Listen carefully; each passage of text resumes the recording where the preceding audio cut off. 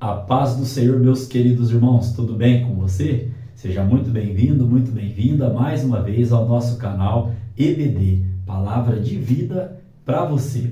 E eu sou o professor Edson e juntos nós estamos estudando neste terceiro trimestre de 2023 a revista que tem como tema A Igreja de Cristo e o Império do Mal, como viver neste mundo dominado pelo espírito da Babilônia. Nesta oportunidade, nós estaremos estudando a lição de número 5, né? E esta lição de número 5, ela é da data do dia 30 de julho de 2023. Lembrando aos irmãos que as 4 lições anteriores estão postadas aqui, né, no nosso canal, em uma playlist chamada A Igreja de Cristo e o Império do Mal. Amém, irmãos? Então, o tema para a nossa lição de hoje é a dessacralização da vida no ventre materno, explicando o que é essa dessacralização. Sacralizar ou sacralização, o que é? É a qualidade do que é sagrado. Então, dessacralização é tornar banal, ou seja, tornar não sagrado aquilo que para Deus, né, e para nós, né, é sagrado, que é o ato, né, da vida humana, o ato de concepção, de geração, né? O ser humano, a vida do ser humano, a valorização da vida em si. Amém? Bom, então o textuário está lá em Lucas capítulo 1, no verso 31, que diz assim: E eis que em teu ventre conceberás e darás à luz um filho, e por-lhe-ás o nome de Jesus. A nossa verdade prática, ela vem dizendo, a concepção divina de Jesus Cristo sacraliza a vida no ventre materno e se opõe à cultura da morte infantil intrauterina no presente século. Olha que tema que nós estaremos estudando aqui. Lembrando aos irmãos, né, que nós somos da Igreja Assembleia de Deus, do Ministério Belém, e nós cremos, profetizamos, né, e ensinamos que nós somos totalmente contra o descarte da vida humana ainda dentro do útero. Amém? Bom, temos como leitura bíblica em classe Lucas capítulo 1, verso 26 ao 33, depois o verso 39 ao 45. Não estaremos fazendo leitura de todo o texto, né, devido até o tempo da videoaula, porém, alguns versículos estaremos aqui enfatizando. Já haja vista o nosso texto áureo que já está aqui na nossa leitura bíblica em classe também e voltará aí no decorrer da nossa lição de hoje. Nós temos como objetivos para a lição de hoje 3 objetivos. O primeiro, refletir sobre a divina concepção e nascimento de Jesus, demonstrando o milagre da vida e da capacidade de procriar. O segundo objetivo, identificar os traços da cultura de morte presentes em nossos dias e as suas consequências. E como um terceiro objetivo, compreender a sacralidade da vida e a importância de a Igreja de Cristo combater toda cultura que viole os princípios da palavra de Deus. Temos como parte motivacional para a lição de hoje que, enquanto cristãos, nós temos o quê? Que nos posicionar sabiamente a respeito desse assunto. E como é nos posicionarmos sabiamente? Seguindo, né, obedecendo o que está na palavra do Senhor. Amém? Bom, então aqui, irmãos, caminhando para a nossa parte de introdução da aula de hoje, podemos trazer aos irmãos que Deus é o autor supremo da vida, como está escrito lá em Gênesis capítulo 2, no verso de número 7. Então, nesta lição, estudaremos a concepção sobrenatural de Jesus Cristo, a apologia ideológica da cultura da morte e o conceito da sacralidade da vida no útero materno. Como expliquei aos irmãos, sacralidade vem, né, de ser sagrado, e dessacralidade é a banalização deste conceito aqui. Temos como palavra-chave a palavra vida. Amém? Essa lição de hoje ela está pautada em 3 tópicos, e os seus 3 tópicos, cada um com os seus subtópicos. O primeiro tópico tem como tema a concepção de Cristo. O que significa concepção segundo o dicionário da língua portuguesa? A ação ou efeito de gerar um ser vivo, em consequência da fusão do espermatozoide com o óvulo. Essa é o conceito, né? A definição sobre concepção, né? O dicionário da língua portuguesa. Bom, aqui nós temos o primeiro subtópico que diz assim: o anúncio do nascimento.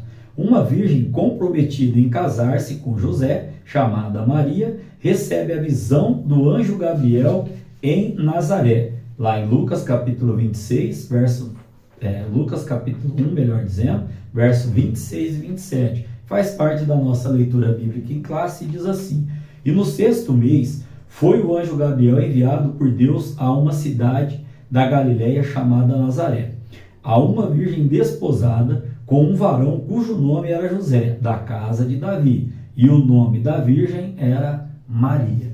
Amém?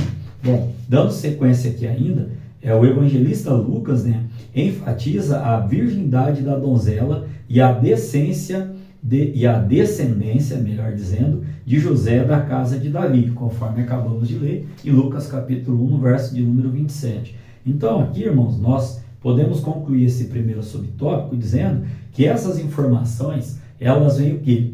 Fazendo conferência, confirmando o que? O que está escrito lá no Antigo Testamento, as profecias messiânicas lá, né, de Isaías capítulo 7, verso 14, e também de Salmos 89, no verso de número 3 e verso de número 4.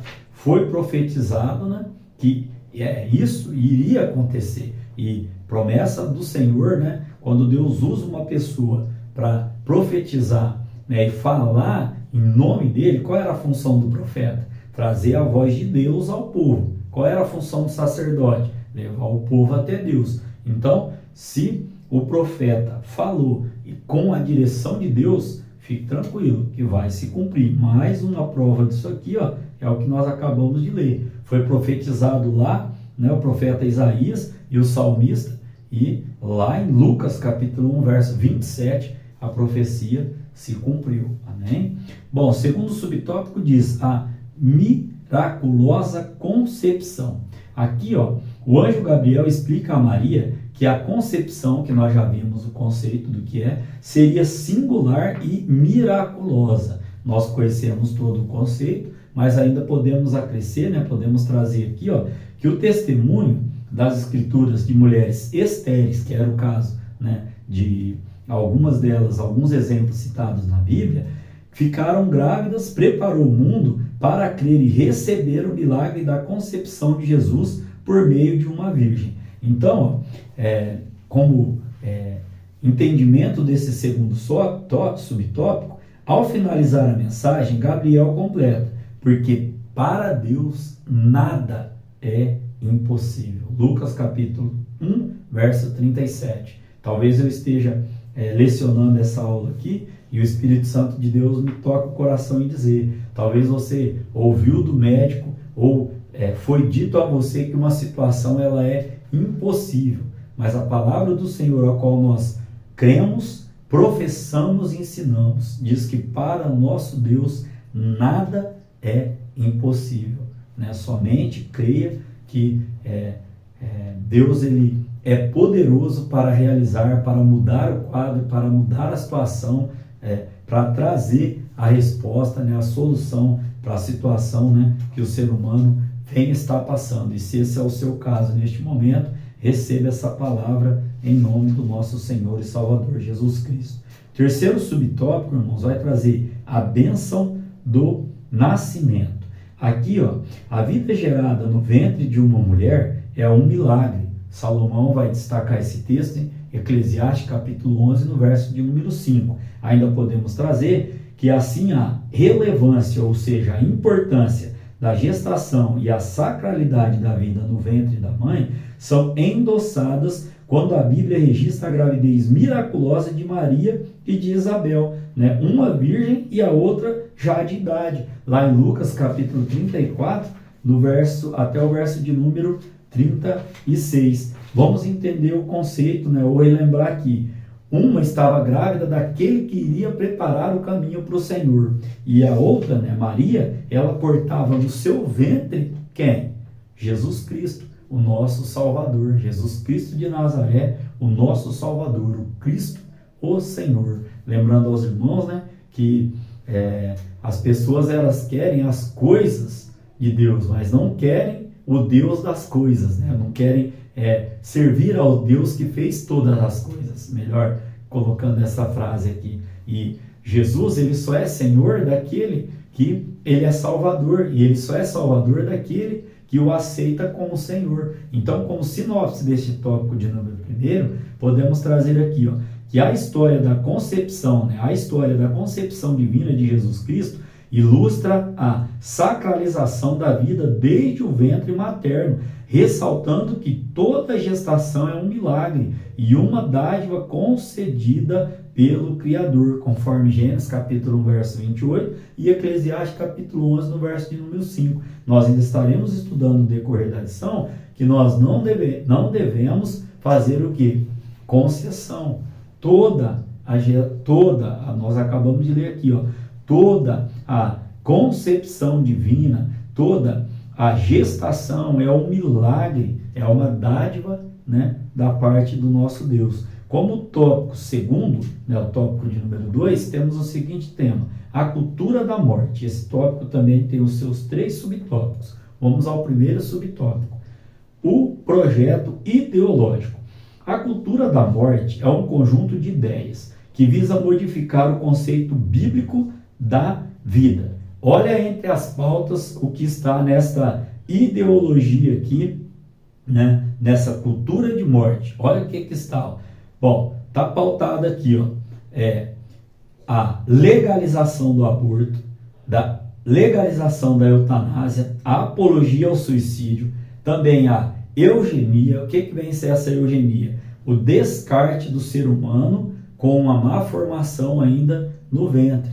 Aqui eu tenho um testemunho, irmãos. Conheço uma pessoa, não vou citar o nome para não ser antiético, mas conheço uma pessoa que frequentava, né, ela era membro da mesma igreja que eu e a minha esposa frequentávamos. E aí o que aconteceu? Ela recebeu um diagnóstico do médico dizendo que seu filho não estava todo deformado no útero, resumindo aqui, e que a solução era tirar aquela criança. Ela contou esse testemunho, irmão, com o filho dela do lado dela, a fé dela, ela creu, ela orou ao Senhor e o Senhor teve misericórdia e o neném, né, nasceu perfeitamente, né, e hoje está aqui, morando ainda aqui na região que eu moro aqui, como testemunho para que o nome do Senhor seja glorificado. Então, quando nós trazemos essa crença nossa, é porque nós vimos e nós cremos nos milagres que Deus ainda faz em relação a essa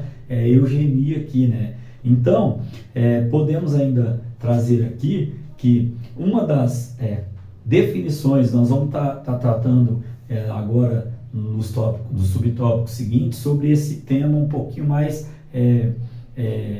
explicado, né? Mas já podemos trazer aqui uma definição, que o aborto, ele decreta a morte, né, do fruto, né, no ventre da mãe. E aí a gente começa a refletir, né, sobre esse assunto aqui, sobre o aborto, e se faz a seguinte pergunta: só defende o aborto hoje quem está vivo, quem teve a oportunidade de se desenvolver, porque cremos assim que a diferença entre, por exemplo, eu, adulto, e um embrião, né, e um feto, né, o que é? É só o tempo, a separação de tempo.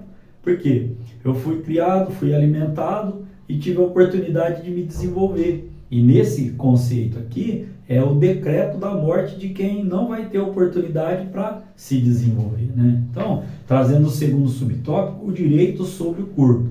Vamos entender isso daqui. A cultura pós-moderna insiste que é direito do ser humano exercer autonomia sobre o seu próprio corpo.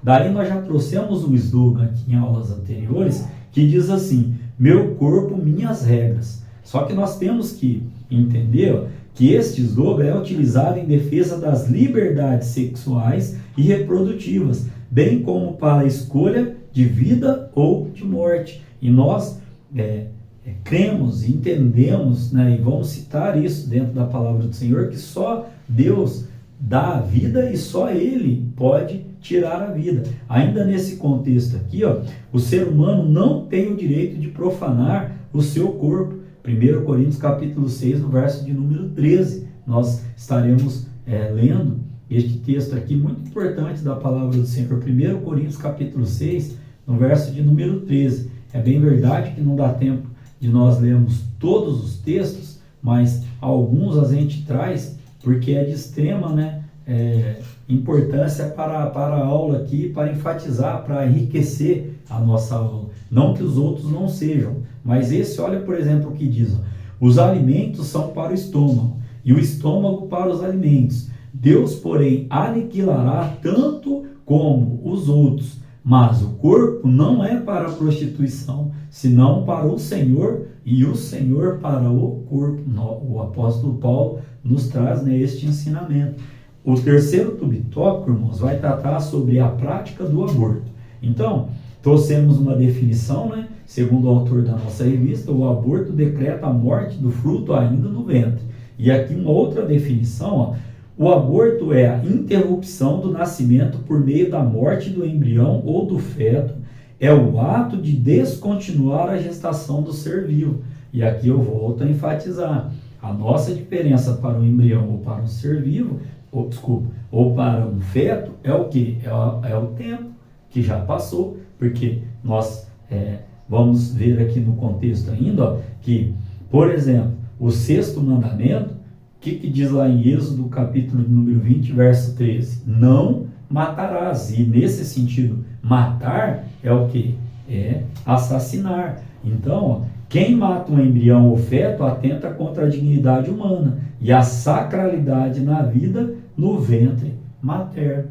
Como sinopse deste tópico de número 2, podemos dizer que sob o pretexto, esse sob, irmãos, é de baixo, é abaixo, sobre é acima, sob, embaixo. Então, debaixo desse pretexto da autonomia e deturpação do livre-arbítrio, a cultura de morte se alastra e naturaliza práticas abomináveis, vamos frisar aqui, a palavra de Deus, que é o nosso manual de fé e de conduta. Como terceiro tópico, estaremos estudando agora a sacralidade da vida. Este tópico também tem os seus 3 subtópicos. O primeiro subtópico diz assim: a vida é inviolável. A vida humana é sagrada, Olha só, pois ela é um ato criativo de Deus, o autor e a fonte originária do fôlego da vida, conforme Gênesis capítulo 2, verso 7 e Jó capítulo 12, no verso de número 10. Ainda podemos dizer que somente Deus tem o poder sobre a vida e sobre a morte. Olha lá, em 1 Samuel, capítulo de número 2, no verso de número 6. Vamos ler esse texto aqui também. 1 Samuel, capítulo de número 2, no verso de número 6. Vamos estar lendo a palavra do Senhor para enfatizar e enriquecer aqui. O Senhor é o que tira a vida e a dá, faz descer a sepultura e faz tornar a subir dela. Então, os textos que estou usando para embasar o assunto que estamos estudando está nas Sagradas Escrituras. Ainda podemos trazer aqui que o cristão precisa tomar cuidado quanto a quem? Ao relativismo que a gente já vem estudando desde lá das primeiras aulas. A não fazer concessões e estar alerta quanto às ações de manipulação de sua consciência e o desrespeito à vida humana. Então, nós devemos estar atentos quanto a concessões, como falei no início da aula, e esse relativismo. O que é o relativismo? Só aqui para a gente recordar. É o que? Onde não há verdade absoluta.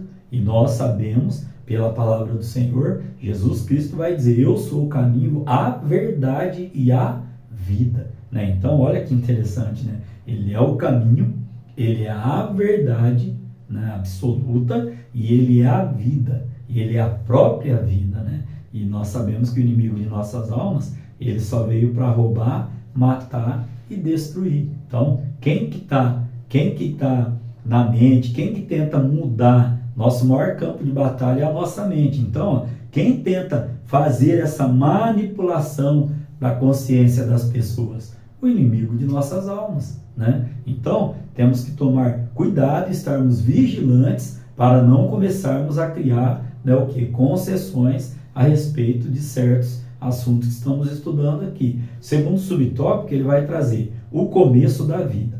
As escrituras são incisivas ao afirmarem o início da vida desde a concepção, né? Temos dois exemplos aqui.